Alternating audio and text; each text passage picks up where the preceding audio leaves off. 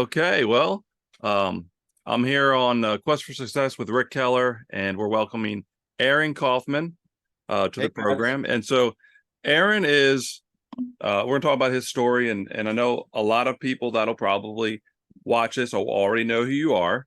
But for those that don't, Aaron's a big name in the Keller Williams system and the company for creating a massive amount of passive income and also influencing thousands of other people to do the same, to think different. Um, he's created a product where he goes around the country and maybe the world. I don't know if you've traveled the world for your class, the KW Effect.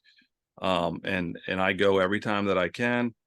But super successful, different mindset, really a leader, a thought leader in the company and in real estate in general around something different than just real estate, than just buying and selling houses. And so this is going to be a really cool interview, and I'm really excited for it. But Aaron, I want to start with how did you grow up? Where did you Yeah. grow up? What were your influences from your parents or family when you were young? Yeah, man. Well, here's the short story. I am a Southern Jew with New York parents, so born and raised in Hotlanta, Georgia, but have two parents from New York, Bronx and Queens. My father was a chemistry professor at Emory. My mom was a psychologist. And when I'm born and raised in Atlanta, actually went to Emory undergrad, was a sociology major. And that's why, of course, I became an entrepreneur. But I always joke with people, I am in a family of PhDs. My father has a PhD from Harvard. My mom has a PhD, and my older brother has a PhD and was the Fulbright scholar. And I was the entrepreneur with potential. And when you're an entrepreneur with potential, especially when you hit 30, you're starting to kind of have some issues. So, but my background was my parents were wonderful. They supported me emotionally, and sometimes they were there for me financially. They allowed me to kind of find my way on pretty much every level of my life. I'm not the most religious Jewish guy in the world, but I'm spiritual, and they never forced me to to be a doctor or a lawyer. They gave me a wide berth and let me kind of find my way, and I'm very grateful for that opportunity and that privilege, because not everybody has that opportunity or that choice to kind of find their way. So, So, yeah. so I mean, were you encouraged to go to college, or were your parents very much like do whatever you want? Like, I mean, look, I don't think college was always back, at least in my time. I'm 50 now. College was the inevitable next step. So okay, not going to college was not really an option. Although I will say, my father being a professor at Emory, I did get free tuition. mm. So I did go to Emory with free tuition, which is how I validated being a sociology major with a 2.0 GPA. Guilt-free experience, had a really good time in college, didn't necessarily take advantage of the learning experience. And look, I'm the poster boy for ADHD. The academic path was never a fit for me, but I knew, hey, having a degree from Emory certainly wasn't going to hurt. So you got out of college, Yep. and there's this pressure on everybody. I mean, you talk to anybody in high school, and what do we always ask them? Where are you going to college? What do you want to do? And then once they get out of college, what kind of job are you going to get? Where do you want to go? What was the pressure from your peers and the people that surround you once you finally got out of college? Well, one of the negative things about having parents that allowed you to figure out what you wanted to do was that I had no clue. I had no clue. Okay. I Okay. literally had no idea. Graduated college, you know, I had always kind of considered myself, I think, a natural born salesman. I think my parents probably had some different adjectives to describe my talents back then, but I got into sales. And I mean, look, I was money driven. I wanted to make a bunch of money. I felt like sales was going to be the path by which I would achieve that. And, I was just sort of naturally attracted to sales jobs where I can make a ton of money. And the problem for me was, I look up 6 months, a year into that sales job, and I'd realize, oh my God, I can't see myself selling this product or service 3 to 5 years from now. So I leave that sales job, go to another sales job. And literally after about a decade in sales, I had nothing to show for it because I never stuck around long enough in a sales job to really build up any kind of momentum. And I mean, look, and I could go on and on and on about where my self-esteem was. I mean, look, when you're in sales and you're broke, I mean, we're not saving the world, okay? We kind of validate our successes based on how much money we're making, or our self-esteem is tied to that. And coming from a family of PhDs and being in sales and being kind of this entrepreneur who wasn't financially successful.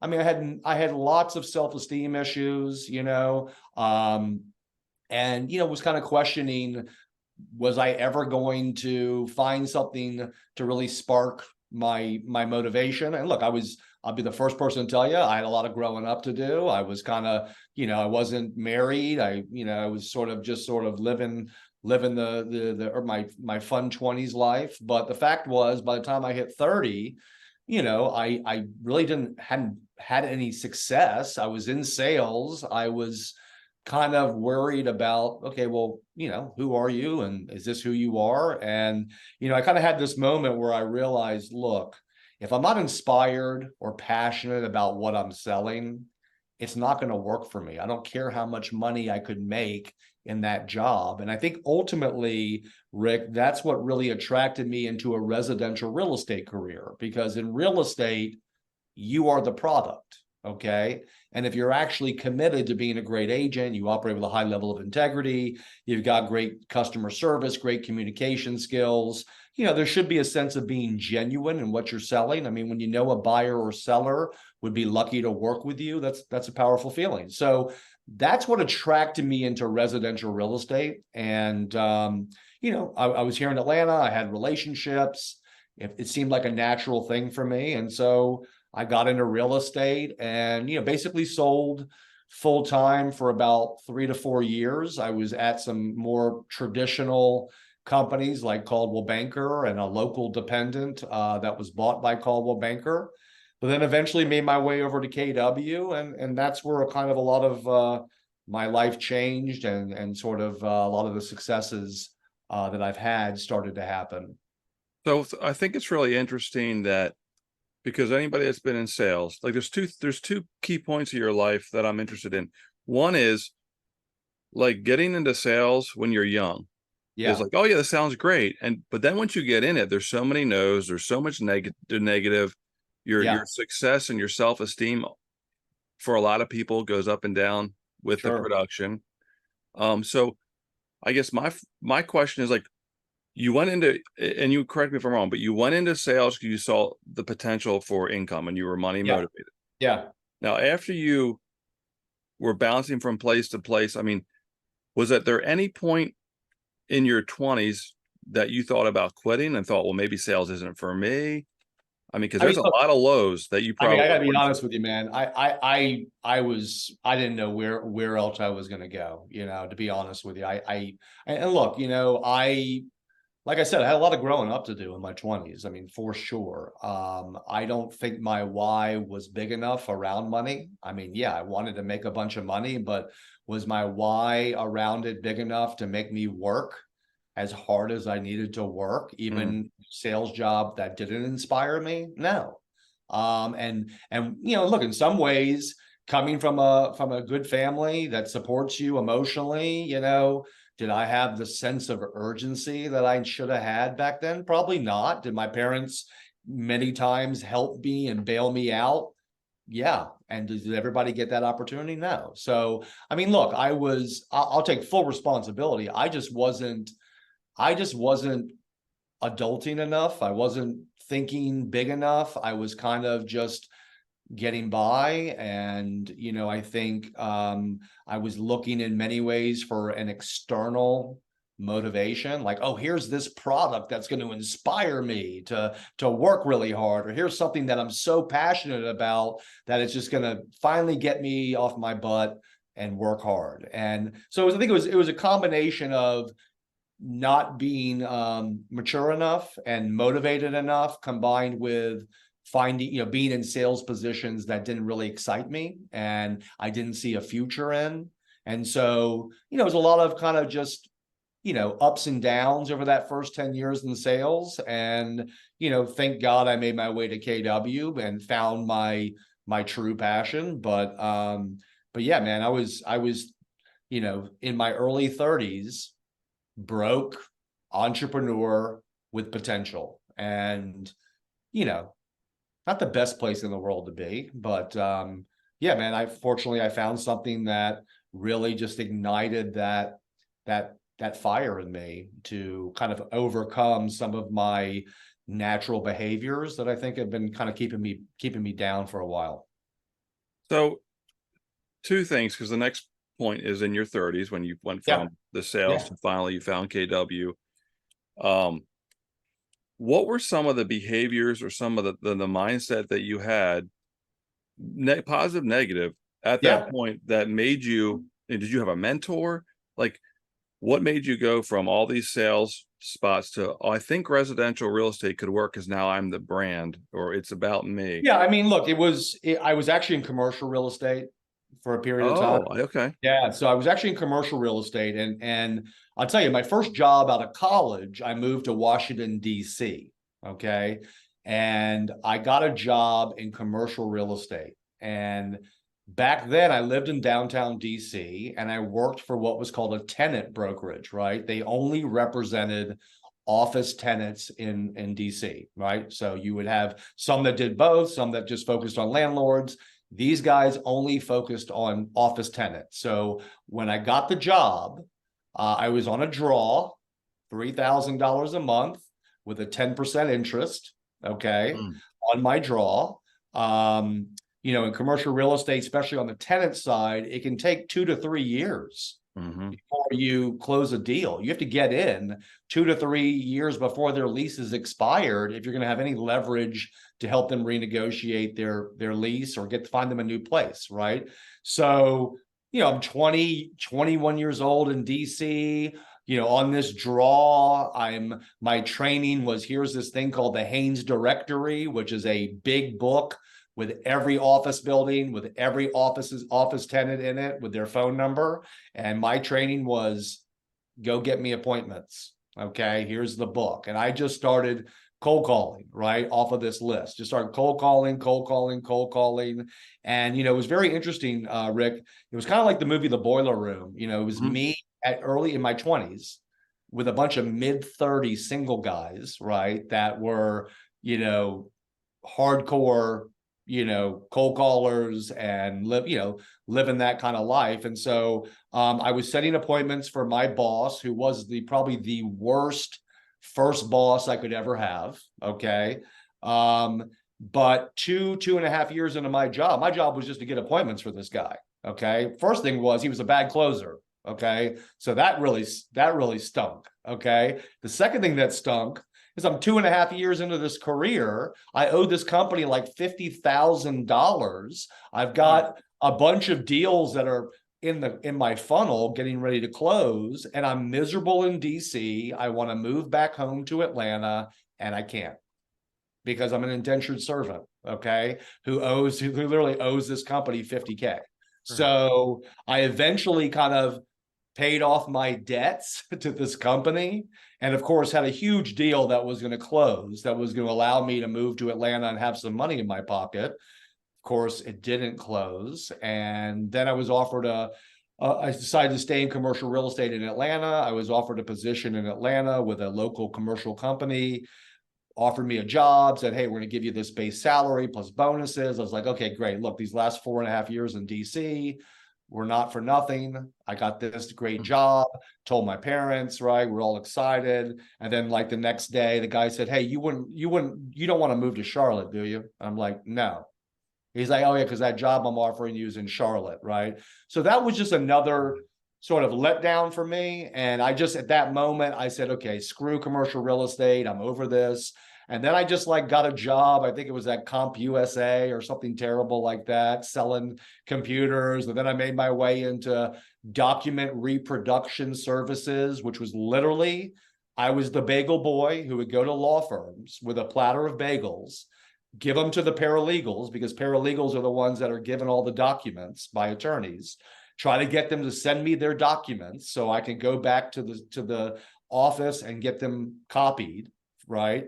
But I was literally walking around downtown Atlanta in a suit with a dolly, okay, sweating like nobody's business, dollying, boxes of documents around and bringing bagels and muffins to law firms. And I just remember, Rick, there were the people that I worked with, there were a couple lifers working there, Mhm. I just, oh my God, they're like in their 30s and 40s. I was like, I cannot see myself doing document reproduction services 5 years from now. So it was a series. Then I did magazine sales, where like a part of my job in Atlanta was to deliver the magazines and collect checks from Atlanta bars and restaurants. I mean, it was just a total disaster. So it was just one bad decision after another. And it was just, 10 years of these not the right sales jobs, or me just going from sales job to sales job and not really knowing what was, what the big picture was. I was just trying to get by, man. I was just trying to figure out what was I going to do to pay my bills and live a life. And, it wasn't until, I think my early 30s that I said, okay, look, this is not the path that I want to be on. I need to find something that I'm going to, it's going to be more sustainable, and that's going to be more long-term. And so I put some thought into residential real estate. It was one, I'm the product. Two, it's more entrepreneurial. It's not a standard job where I have a sales manager, and there's a lot Mhm. of the ability to have freedom and things like that. And so that's ultimately what attracted me. So there was nobody in your life really that was like Yeah. mentor or connected the dots. So now you said earlier you weren't really adulting, Yeah. you were, but I mean, the way that you describe some of these jobs, it sounds like a lot of people that I talk to they're trying to get ahead. Yeah. They don't really know what else is out there. They're Sure. like, you were working. It wasn't like you were, when I hear you were an adult, and I kind of think like, well, maybe you were partying, Right. you're just taking a job to take it. Like Yeah. you were trying to make money. You were taking jobs. They were just I was, but was I sweaty, working? gross, like they were just tough gigs, and you're young. Yeah, they were tough So, gigs. I mean, look, I could have worked harder. Okay. My why could have been bigger. I mean, I could have said, hey, I'm in this sales job I hate, but my big why is I want to make more money so I can start a business, or whatever it might be. I just okay. don't think that I was even thinking that way. It was more just like this ADHD, like, okay, I'm a salesman. I got to get a sales job. You know what? I got an Emory degree. I can pretty much probably get a sales job anywhere. That's, a normal low level sales job. And so, look, being sort of ADHD, it was kind of like, I apply to a job if they offered it to me, and I didn't want to deal with the whole interview process. And I sometimes would take a job that maybe I didn't necessarily wanted, but I needed a job, and it was another opportunity to get a clean slate. And sort of this repetitive sort of thing, like, okay, this job's not working out, let's move to another sales job, we get a fresh start. Right? It doesn't necessarily matter what the sales job is, as much as it's a fresh start with an opportunity to pay my bills. Right? Yeah. So like successful people typically know what their why is. I mean, Right. a lot of people don't even know that that's a thing. I mean, you don't know what you Yeah, don't know when you're younger. exactly. So I mean, you're looking back and saying, "Oh, I didn't have a why," but you probably didn't even know there was a why to be had. Um, True. I mean, I was just so trying to get by, man. Honestly, I mean, just trying to exist and, get by. And I had a chip on my shoulder, certainly coming from a family of PhDs. And mhm. there was a lot of, anxiety and low self-esteem built around my lack of success, and, kind of compounded a little bit on me. And look, I'll be the first person to tell you, I was the victim of many stories that I told, about those Mhm. days. And I think that I had to grow up a little bit and take more ownership of my life and stop playing victim to the deal that got away, or the opportunity, the time that I was, wrong, that would have changed my career. It's like, most times, I mean, look, 99% of the time it was my fault, but I Mhm. think I wasn't taking ownership of my life enough to be aware of that, or be uncomfortable enough to want to change, you know? So what was the point? I mean, so was there a point where you figured out a why, where you took responsibility for your actions, where you didn't play the victim? And Yeah. like, was there this point that you said, okay, at that point, I'm getting into residential real estate? Or did you get into residential real estate with the same mindset? And it Yeah. was actually the, Yeah. It's a great question. Yeah. No, I definitely had the same mindset. I just thought, oh, I like this. I felt like it was an evolved version of a sales job for me because it's more of an entrepreneurial business. Uh-huh. And I was the product. I also had relationships here in Atlanta and people I went to college with. So I felt like, okay, I know enough people that this could be a better opportunity, but certainly still had some of that same mindset, right? Which was, look, I wasn't working as hard as I needed to work to be successful as a real estate agent either. I So wasn't. you're in real estate, and in theory, like if you would come to me and say, I Yeah. want to get into residential real estate, I grew up in the area, my parents are well Yeah. connected, I would have been like, all right, this kid's going to kill it. Like, this is going to Sure. be Sure. awesome. Yeah. So did you start out doing well, Yeah. or I think, well, yeah, I started out doing better than most because I have some natural talent. I had relationships. I mean, look how good looking I am. I'm just kidding when I say that. No, but I had some initial success that was based off of my relationships and my natural talent, right? So, and the money I was making was better than the money I was making before, and had less resistance. And I think a part of it, it's interesting. I don't know how this fits into our conversation, but underlying a lot of this was a sort of an imposter mentality, the imposter syndrome Mhm. mentality. I think a part of that is kind of growing up in a family with PhDs, and my brother was 5.5 years older than me, and even though I'm intellectually, I would say, on the same level, academically, I felt inadequate, and Mhm. oftentimes that sort of laid a foundation for me. So when I got into real estate, I wasn't fully committed to being the best agent I could be. And so there was a sense of an imposter syndrome when I was selling real estate. Like, oh my God, if they find out how much I don't know or this or that, I'll be embarrassed. And even though, some people would react to that by saying, well, then I'm going to commit to being the best agent that I can possibly be because I don't want that anxiety. Other people with anxiety issues, they avoid the solution sometimes, and it sort of perpetuates. So I think I was kind of, even into college, was kind of just always sort of treading water, from an anxiety standpoint, and just sort of treading water and getting by naturally. And it wasn't until I had my big idea at KW that something went off in my head, and I just started putting the work in that I never really was willing to do.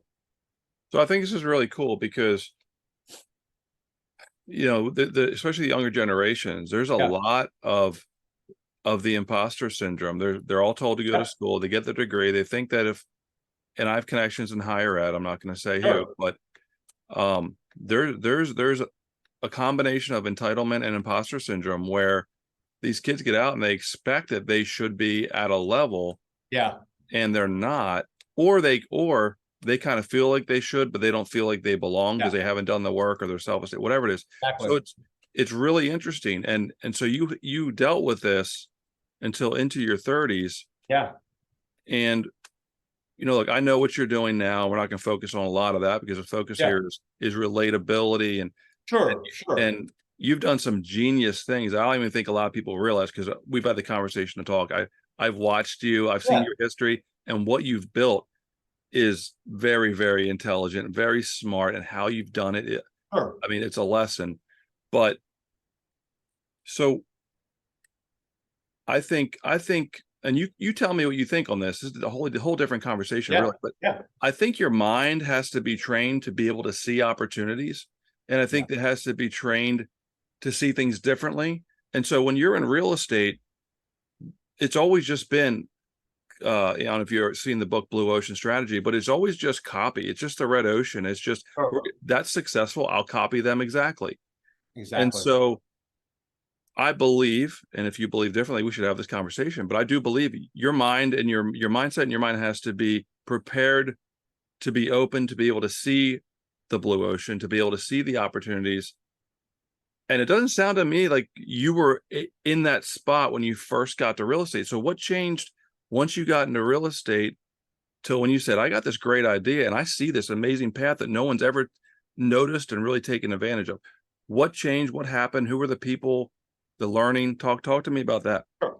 Well, I mean, look, desperation is a very powerful motivating tool. Mm-hmm. You know? So when you're into your 30s and you're an entrepreneur with debt, with potential, right? You're on the precipice of being that person for the rest of your life, Mm-hmm. or realizing your potential. And look, I wish I had some magical thing to tell you guys, okay, about what was that moment when the light switch happened.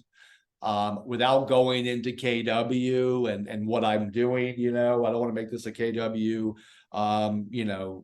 session here, but sometimes people come into your life that speak to, at the right timing is everything too. Let's get real. I had to be ready to receive. Mm-hmm. I think my frustration levels with myself and my lack of success were at an all-time high. Okay. Okay. I was single. Okay. I wasn't married, and it was a very critical moment for me. But I will say sometimes, I'm not a religious guy. I think I'm a spiritual guy, but bottom line is love and kindness is my religion. And, Mm-hmm. I don't practice spirituality, or I'm not a religious guy, but there was what I would call my immaculate conception. And whether it was a divine intervention or whether it was timing or what, I don't know. But I got in front of Gary Keller for the first time, and he spoke to me in a room of 5,000 people. It felt like he was speaking right to me. He said some very powerful things. I got home. I had some other relationships. There was a guy in my office that was way ahead of the lead gen curve for real estate on the internet, before people were even looking to the internet really for leads, and had that relationship. Gary was talking about what he was talking about. I had previously been at some other real estate companies. I was having a high level experience at Keller Williams as an agent, even though I wasn't, my production wasn't reflecting that. I had some perspective in that moment about how much I appreciated KW, the office that I was in, the people that I was in business with. And it just, dude, I literally was, and I tell people this all the time, I was laying in bed at freaking midnight the day I got back from Austin, Texas. I'm laying there, and I'm just telling you, it popped into my head. And I just said, okay, I like being a real estate agent, but I like this idea even more. And, I say to people, there's a title of a book I'm probably never going to write. And it's called All or Nothing, the ADHDer's Guide to the Universe. Mm. Okay. And it just was so crystal clear to me, Rick, in that moment, that like, this was it. Like, this is it. Right. And I got up out of bed at midnight. I went to Waffle House here in Atlanta. And I know Waffle House is not everywhere, but a lot of people have heard of Waffle House. And, Waffle House was always my go-to place to cram for tests and things like that. So I went to Waffle House at like 12:30 in the morning with a notepad, and I just started writing and writing and writing. And that was February 2005. And I haven't stopped. And, I can't explain to you what happened in that moment. I just knew for certain that this was it. And it just unlocked something in me, Rick, that had never been tapped into. And look, like I said, I'm going to be very clear. I take responsibility for that. Okay. Like, I was always looking for something to motivate me, which is not the way it should be. You should be motivating yourself. But it was just a matter of frustration. All these things kind of came together. This thing appeared to me. I knew for certain that this was the path. And then I just put the work in. And I think that's where the change really started to happen, Rick, is when I started putting the work in. And I put the work in every day. And, I'm a huge Shawshank Redemption fan. That's probably my favorite movie. But, one of my favorite lines is the study of geology is just, the study of pressure and time, right? That's all it takes, pressure and time. And I just knew that every day, man, that if I kept doing the work in this business, that I had this idea that I had, that the anxiety went away. Right. The anxiety that I had always carried on my back went away. And one thing we didn't talk about, Rick, is I went to Emory. Okay. A lot of my friends came from a lot more money than me and were a lot more successful than me. Okay, as well. So there were not just my comparison to my family, but also just my comparison to my peers. I mean, I felt like a total failure. I mean, like it was just like, this is it. But like all of that stuff washed off of me when I had this idea, because I started putting the work in, and I just knew, man, like if I just put this work in, it's gonna play out. And to quote somebody else, I live by a quote from Jerry Garcia of the Grateful Dead, who said, "Don't be the best at what you do, be the only one." And I was the only one in that moment doing what I was doing. And I knew that there was this window of opportunity for me to get what I call my unfair share, because nobody had ever done what I was about to do. And I had this amazing opportunity. So it was almost like, you remember back in the day, those old game shows where you get into the money booth and the money's flying around and you have grabbing money and you shove it in. Like, dude, that's how I felt for like 3.5 years straight after that. I was like, every day I was up out of bed early in the morning. I was freaking rocking the phones like a beast, because I knew, like, okay, this is how I'm going to catch up from literally a life of mediocrity, like of just being just screwing around, literally. Like, I got to catch up. Like, I had to catch up on screwing around for so long. And it just kind of propelled me and propelled me and propelled me. And the longer I did it, Rick, the more I solidified my position as the only one. And then I built a business around a teaching class around that, and travel all around North America teaching what I learned in that window of time. So we're talking about passive income, of course, and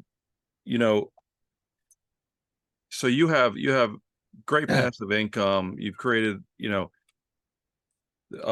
really a brand within a brand. I mean, that's what I would say. Sure, absolutely. But what's really interesting to me, and where I have a question mark, is it's almost magical that you hit this point where you're up all night, and you clearly had a vision. Yeah. Well, there are people that have come before me, right? So I had a model. Yeah. But you still were coming into it with habits and mindset and victim mentality. Like, that's probably a harsher phrase than what I meant. No, not for me.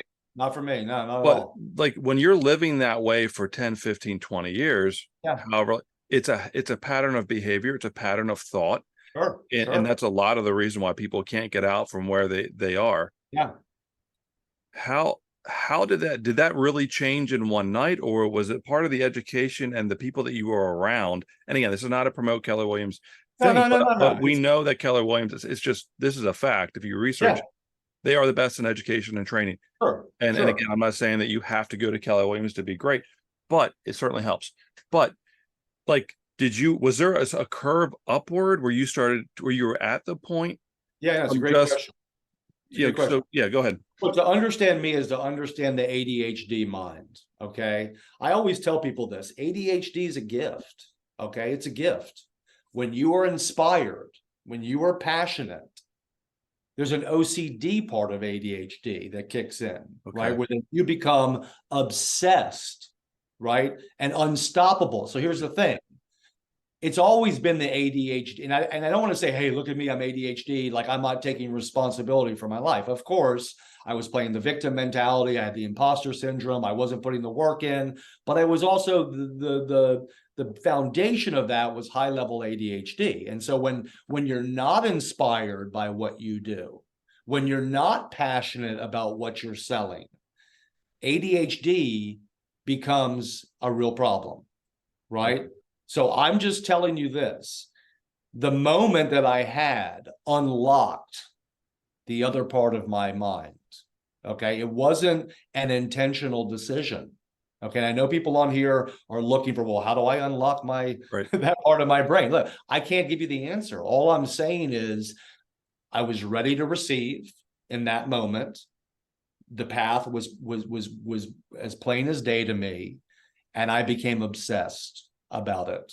And there was this sense of like, okay, this is my lottery ticket moment. Like, this is the moment, Aaron, for you to catch up on dicking around for a long time. And what happened was, success, just like failure, is contagious. Okay. Mm-hmm. When you fail and fail, right? You expect it. It almost becomes like you're more comfortable failing because you know it. You know what to expect, right? And you have low expectations and you become the victim. But when you start having successes, it unlocks this other side of you that you didn't even know was there, which, like, holy crap, like, I'm successful, right? And like, I think, a real interesting point for me, profit share is the long game, okay, Mm-hmm. Kate, Right. right? It takes time to build it, right?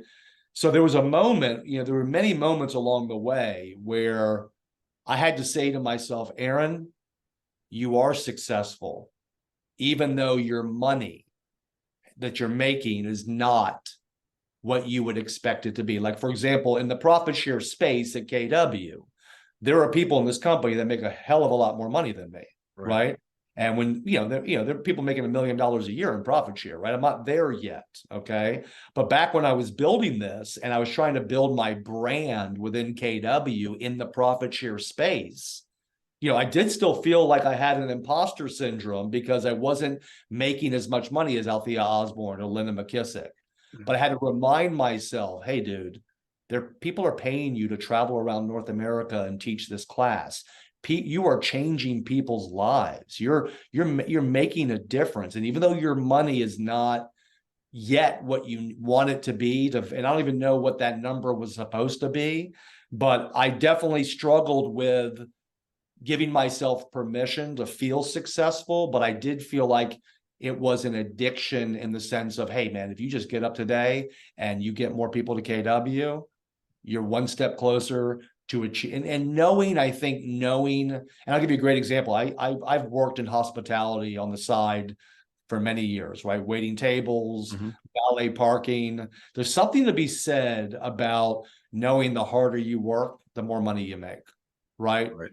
And when I was the best freaking waiter the world has ever seen. Okay. I was a highly motivated son of a Jewish mother. Okay. Like, I crushed it as a waiter because I would make more money the harder I worked and the happier my customers were. So there was this feeling of, when I was doing this, like, man, you just wake up and you just put that work in, because one of these people you sponsor to KW will be equal to 3 months of waiting tables. Okay. Or whatever. And so it just became this addiction, because look, ADHD, there's a kind of an addiction aspect to it, like, as far as I was addicted to Ritalin for a little bit, I was addicted to fear, to anxiety, to being a victim. But then when you start having success, that becomes an addiction too, and then your OCD part kicks in.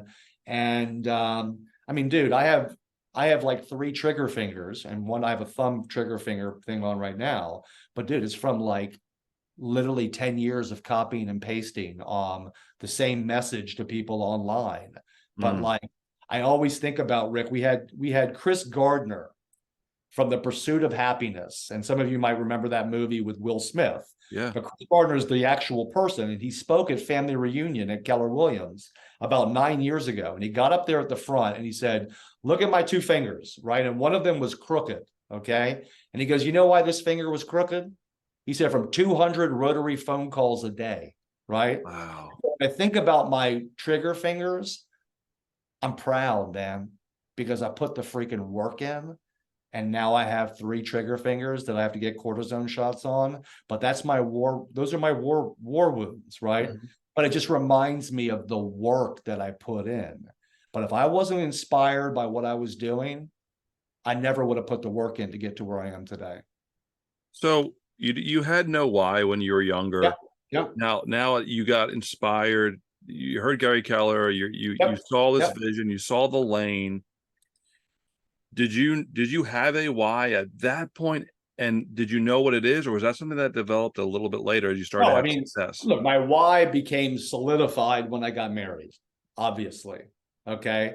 So when you get married, your why changes. Back then, it was more of a, my why was proving that I was successful and that I wanted to make some money and I wanted to build wealth. But once I got married, it became about something more. It became about, I want to provide, not that my wife needed someone to provide for her, but I've always had that provider gene. And Mhm. so it became about more than just me. And, my wife is an artist who became a very successful photographer here in Atlanta, but she's still an artist who built a successful photography business, who sometimes wishes she wasn't running a successful photography business, wishes she was an artist. And if any of the Mhm. people listening today are married to artists, you can imagine, right? I mean, my wife is a perfectionist, okay, who shot over 800 weddings in Atlanta, okay, and you can only imagine how much that changed her DNA. But wanting to help her be an artist and for us to travel the world became my why. And when we got married, my wife was like, look, you need to you need to think bigger than what you're doing. And she really was the one that got me to build my class that I've been teaching all around KW for the last 12 years, which was not even something that I even expected to be a part of this Mhm. journey. But I thought Profit Share was going to be the be all end all. But I mean, things don't always happen the way you think they're going to happen. But it's funny, man, when you're in the journey and people are telling you to enjoy the journey, you're like, yeah, go jump off a cliff. But the truth is, I wouldn't change anything, man. I mean, dude, I had this idea back in '05. Then the real estate market in '07 and '08 and '09, kind of disrupted my early retirement. Okay. And one of the things I don't talk about, Rick, or actually I do talk about it now, is that I won some big awards at KW. Okay. And I remember, considering my background and some of the things that my mindset, to walk across the stage at family reunion, okay, 2 years in a row, and shake Gary Keller's hand, okay, and people are chanting my name. That was such a big moment for me. But then the market crashed. Mhm. I had to get a second job. And Rick, I went from walking across the stage at family reunion to waiting tables 6 nights a week and taking my tip money and paying off my marketing bills and doing what I was doing when I wasn't waiting tables. So I want you to understand, I went from everything to having this idea to like, okay, this is it, having huge successes, right? I'm not an imposter anymore. This is it. I'm going to take over the world, to the market crashing, me going back and waiting tables in my mid 30s, Mhm. okay, across the street from a Keller Williams office, where people would come into that restaurant who knew who Mhm. I was and the successes that I had had, and I was waiting tables on them. Okay. Now, the cool thing is, I met my wife at that restaurant. We got married in that restaurant, and she didn't love me for how much money I had, but like, that was humbling times for me, man. To have what I thought was my big success, only to be followed by my lowest point in my life. To meet my wife at that point has been everything, because now we enjoy the journey together. And, when I make a profit share check that, is the equivalent of what I earned, working 3 months waiting tables 6 nights a week, we have perspective on what that means to us. Right. So, yeah, man. And so now, rebuilding it through the shift and teaching my class. And, here we are again in another shift. Right. I mean, there's been a lot of, ups and downs, man. But, it's funny how what they say is always right. Enjoy the journey, man, because that's all there is the journey, you know? Now, did you feel like quitting at all? Like when you hit that low point, did you start? I'm imagining you start going back to how you felt prior to it, and it's not like you had never been successful yet, and you Right. you you had those anxieties and the Oh, stress. right, right, right, You right. were there, and now it must have felt like you're kind of back where you started, and you had worked Oh so my God. hard for Yeah. so many years. How did you get? There's a lot of people that would have gone Yeah. depression, Oh, sure. and I'm quitting. I got to do something different. Yeah, man. Yeah. Why? Why did you keep going and say, well, I'm back where I started from a couple of years ago or whatever it was? What made you keep going? What was your mindset there? Like, how do you get over that? First of all, I'm the most stubborn person you ever meet. Okay. I'll be a stubborn victim, or I'll be a stubborn success, right? Okay. Depends on where I am in life. Okay. And getting out of my comfort zone is not something I like to do. And I'll tell you, up until about 6 months ago, when I engaged with KWRI and was going to have to change and grow, I wasn't really down with growing. My line was, I just want to get into my comfort zone. I don't want to get out of my Mhm. comfort zone. I want to get into it. Okay. Now, passive income was going to allow me to get into it, on my terms. All right. But the fact is, it didn't happen as fast as I wanted it to. And so here's the thing. I'm stubborn, man. Okay. And, look, was I going to go sell real estate again? No. Was I going to go get another corporate sales job? No. I'm all in. I'm all in, dude. And so I knew that even, and I didn't know, there was no guarantees of where things were going to end up. But I also knew in that moment, you know, if I just keep powering through this, good things are going to happen. Okay. But my motivation was tested, and I definitely dealt with depression, and Mm. I got angry, and it was definitely a challenge. I think one of the good things about that moment was that a couple of people that I brought into KW came to me, and I started teaching them how to do what I was doing, Mhm. which gave me the feeling of, okay, look, I'm not giving up on the dream, but I'm going to grow it through them while I'm teaching my class. And I'll tell you, the cool thing is, man, when I went back to waiting tables, if it wasn't for that moment, I wouldn't have built my class, right? Mhm. Like if profit share just kept going and going. Now, don't get me wrong, that would have been option A, just make a ton of profit share money and never have to work again.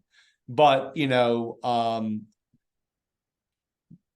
building my class has opened up so many more opportunities for me at Mhm. KW, and the amount of wealth that I've been able to build teaching and coaching. And these are things that I never even thought were even an opportunity before the shift. So the shift kind of forced me to kind of reinvent myself and create some other opportunities, which today are even better opportunities for me. Mhm. Um, but at the time, it was kind of like, no, I'm not going to go get another job. No, I'm not going to sell real estate. No, I know I'm the only person in my family and in my world that thinks this is still the best opportunity for me. And it's that stubbornness and that unwillingness to change that has led me to where I am today. Now, I mean, I'm not here saying every decision I made was the right one. I made tons of mistakes. Mhm. Okay. And there were times should I have been continuing to sell real estate while I did this? Absolutely. But I'm all or nothing. If I kept selling real estate, I might not have been all in with this. Mhm. And the things about waiting tables is uncomfortable in many ways. And that uncomfortable feeling and that feeling of, oh my God, I'm back waiting tables in my mid 30s, that was just uncomfortable enough to force me to put the work in on the side to continue to grow this and grow this and grow this. So, I wouldn't change a thing, but man, it is, and even today, man, I just turned 50 and I realized like, oh man, you're not a kid anymore. This is not, there are people at KW, as that are in their early 20s, just like Yeah. making 10 times more money than you and I. And it's Yep. hard not to fall back into that imposter syndrome. But what I try Mhm. to think about, Rick, is how awesome my life is. I've got a beautiful wife who I definitely would never have married had we not waited tables together. All I'll say is I'm a terrible first date. Okay. So to meet my wife waiting tables and eliminate the first date, the sweaty first date of the guy who's trying to explain he's not doing a pyramid scheme on the side.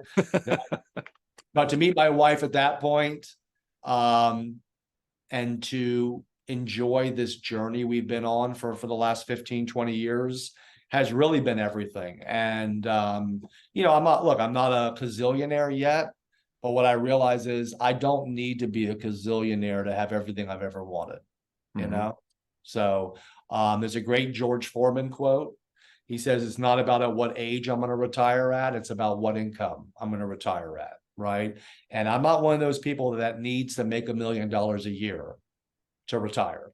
And I'm also not one of those people that needs to work to live a fulfilling life. Okay. Mhm. So, me and my wife want to build an animal sanctuary in Puerto Rico. We bought 5 acres on a little island off of Puerto Rico called Culebra. We don't have kids. It ain't going to take a lot of money passively for us to do that and live the life we want to live. Yeah, no, I think that's so true. I've coached so many people. They think that they need X amount of dollars. Right. And when you really break down what would make their life complete and Yeah. what their goals and dreams are, they don't need that much money. Right. And Um, that's the best thing about struggling too, Rick. You know, when you struggle your whole life, and let's get real, like struggle. There are people that have dealt with a lot more struggles than me. mhm. I've lived a gifted life. Okay, my parents are wonderful. I'm living a top 1% life, moving, you know, whatever. I mean, there are friends that had more money than me, and of course, back then I was always like, oh my, so jealous of my friends that had more money than me. But the truth is, I mean, I got it pretty damn good. Okay, Yeah. but when you struggle, okay, even under those circumstances, man, you appreciate the successes so much more. And so, you know, I have perspective. Even today, man, me and my wife go out to dinner, and we appreciate going out to dinner a lot more than the average person Mhm. because both have been on the other side of that table, waiting tables on us, right? So, like, if you've never waited tables, you don't enjoy going out to dinner the way that I do because I appreciate it so much more because I did the work. You know what I mean? Well, you're definitely the top 1% of the people that I interview because Oh, awesome. I'm going for, we have a lot of these multimillionaire Yeah, interviews sure. out there, right? And I want people to be able to relate to what's going on. So I'm really looking for people that are at the top 20, 25% of the Yeah, income earners in the US, sure. which is generally about six figures or above. Because Yeah, that's, yeah, if you ever talk to somebody that's never made six figures and you say, hey, what would you like to make? They typically go, well, I'd love to make six figures. They have no idea what that means. yeah, And in most areas of the country, I mean, there's some really high cost, high uh, areas where it costs a lot to live. But for most people, if you're at six figures and you have a dual income at six figures, you're going to be able to do pretty much what you want, and people are going to be really happy with that life coming from yeah. where they came from. Well, I want you to think about this for a second too. There's a great line. It's, you know, that I heard once. It's, and somebody said, "It's not how much money I make; it's how I make my money." Okay, Oh, that's so true it's too. one thing to make six figures a year. Hmm. It's another thing to make six figures a year without even getting out of bed, right?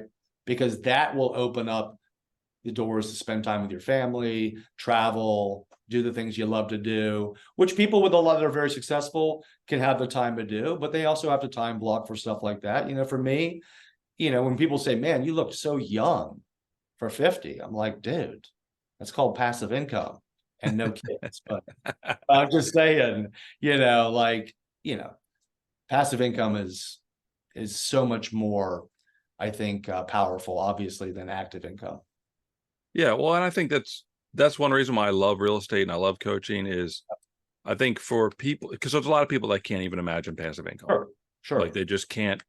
And so real estate's so flexible that I think it's kind of like the intermediary. It's the net for people that can't imagine themselves in the space as a multimillionaire Yeah, or can't imagine themselves in a space where they just have income coming in and they don't have to actually go punch a clock.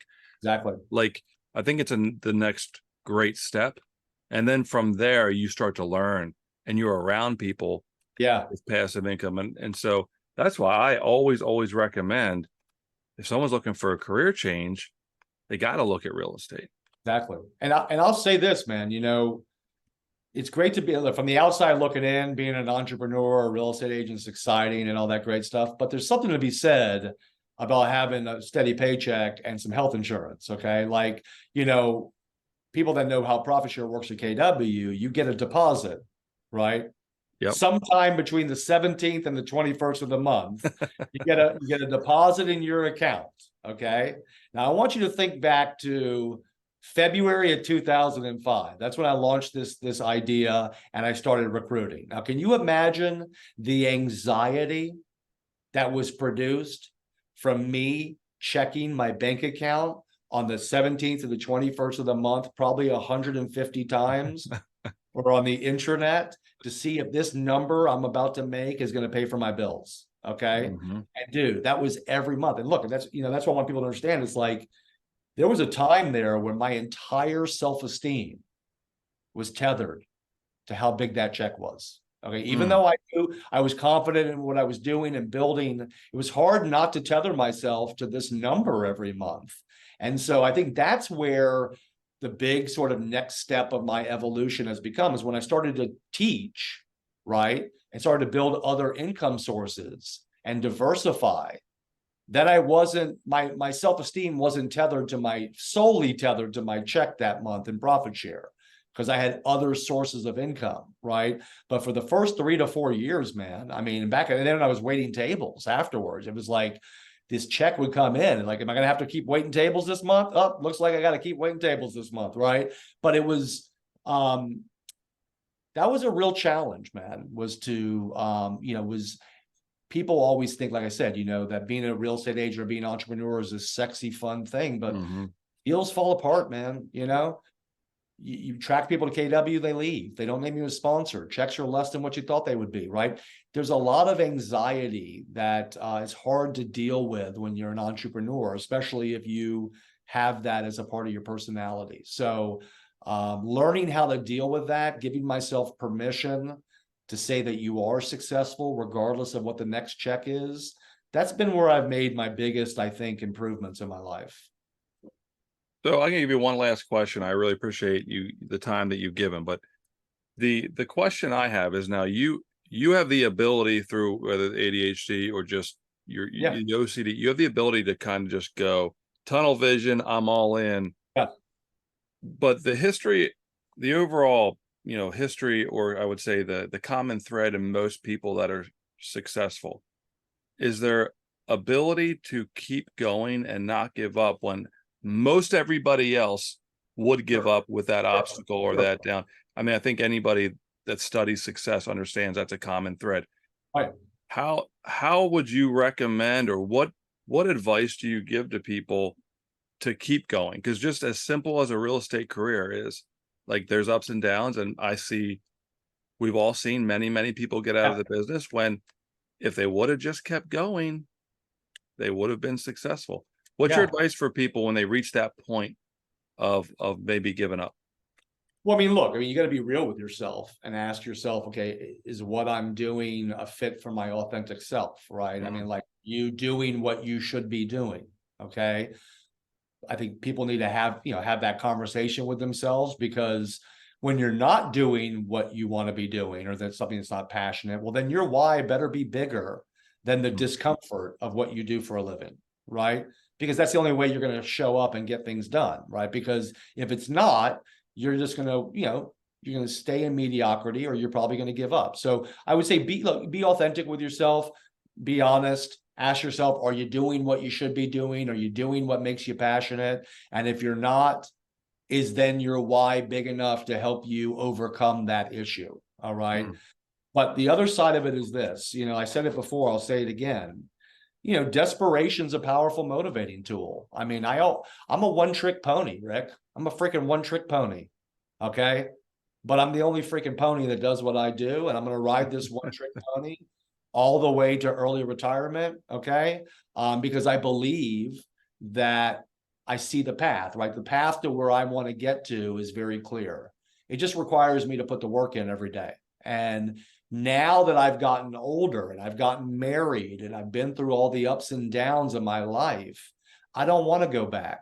Okay. I want to go forward, and I understand that it's just a mathematical equation in my world. In my business right now, then if the number of people in my profit share tree keeps growing, I feel exponentially better as time goes on. Okay. And all I can do is focus on what I can control. And what I can control is adding more people to KW. And that there's a certain amount of simplicity to that, Rick, which is, I don't have any space or even the energy anymore. I'm tired, man. I'm tired of beating myself up. I'm tired of feeling like an imposter. I'm tired of not giving myself credit for the successes I've had. I deserve to be successful. I'm going to be successful. I see the clear path to it. And, look, not to go back to Shawshank Redemption, but I'm going to. I mean, think about Andy Dufresne, right? And him chiseling at that wall with that little freaking rock hammer, right? The bottom line is he's all in. He's going to get through. It's just pressure and time. And I think when you come to terms with the fact that I found something that if all I just keep doing is doing it, that I'll have everything I want, then you give yourself permission to relinquish sort of choice. And now you say, I don't have a choice. This is the path to me, creating the life by design that I want. But I mean, there were many times along the way where, I had to, look, I'll give you a great example. Like, I was never in love until I met my wife. Okay. Now, I probably wasn't mature enough to be ready for that. Okay. But I dated a lot. And I broke up with every girl I ever dated. And that's not a conversation about I'm better than them or whatever. I'm just saying I was never in love. And I also never found a career that inspired me. Okay. A lot of people are looking for things that they love or whatever. I'm telling you, my process was, no, that's not right. That's not right. No, I'm not going to settle for this job. I'm not going to settle for this relationship. No, no, no. Now, look, we got to the edge of the cliff where it was like, okay, dude, if you keep saying no, you're going to fall off the cliff and you're going to be lonely sitting on your couch playing freaking PlayStation 5 and be 55 years old, okay, by yourself with your 5 cats. All right. So, but my point is, never settling, always understanding that, hey, if you don't know what's the next play, you probably know what's not the next play. Sometimes eliminating things that don't work or relationships that don't feel right is all you can do. And what that does is that it just opens up space for the right thing to fill its way in, We're going to end right there because that was spectacular. Awesome, we got to clip that. Because, yeah. there's just a lot of really good things that you said, which had nothing to do with real estate, which had nothing to do, really, it just, but these, this comes from experience through failure, through success. And it's, I think it's really important for people to hear this. Well, success is messy, man. And I think sometimes we look at people that we think are successful and think that they have this perfect life. And I know sometimes we tend to some people present themselves that way, like they wake up at 5 in the morning, they write in their journal, they do transcendental meditation, they eat vegan, they work out, they time block for lead gen, and God bless you guys who can do that. I mean, that's just not me. Okay. I'm freaking messy, dude. Okay. I'm like holding on for my life, dude. Every day I'm holding on for my life, but I think what you also then find out what you can do to quiet that is to do the work, right? Putting the work in, Rick, always eliminates the anxiety and the fears because you feel like you're doing something that you can control. And so if you're not doing something that you love doing or you're not passionate about, either find another career or make sure your why is big enough to deal with the crap that you're dealing with to be successful. But awesome stuff. Yeah. Sweet, brother. Yeah, no, I appreciate everything you did. I appreciate the interview. It's funny because you're so good at what you do that if someone meets you or sees you, you would never guess the struggles and some of the mindset and some of the anxiety. You wouldn't guess that because you are scared every time I teach. I'm scared every time I teach. I'm scared every time I teach. I mean, I'm being dead serious. Like even now, even after having done it for hundreds and hundreds. Oh, dude. I mean, 100%. Look, that's one of the reasons I'm great at what I do is that fear, right? It's got me practicing my class in my hotel room before I teach, even though I've taught it 1,500 times, right? That's so funny. The same thing with my wife being an amazing photographer, right? She's terrified of letting somebody down. So she's a perfectionist, right? I'm just saying that's a part of, when you're ADHD and anxiety is such a huge part of your life, well, then you realize the only way I can deal with that anxiety is to be more prepared, period, right? To eliminate that. So, the fear has been just as much responsible for my success as all the positive things that I do, right? Because it's that fear of failure. It's that fear of being in front of a class and not knowing what to say. And there have been times, Rick, when I've gone full schwitz, okay, in front of a classroom, okay, because I got off my tempo or my class, and I forgot for a second, and then I started sweating, and then I started sweating more, and it's like those are the moments when I'm like, dude, never go back. Like always be prepared. But having that sense of anxiety, I think, is what brings that passion every time I teach, is that I'm actually a little nervous while I'm teaching, and it kind of comes out as passion when I'm speaking. So anyways. All right. Well, look, appreciate it. You're awesome. I mean, everybody knows you Yep. in the KW world, and so you're a celebrity. But so I appreciate you taking the time just to come hang out with me. Anytime, And brother. if you ever need anything, let me know. Be happy to help, and keep on doing what you're doing. You know, brother, failure's All not an right. option. Thanks for having me. All right. You got it. Take care now. Take care, man.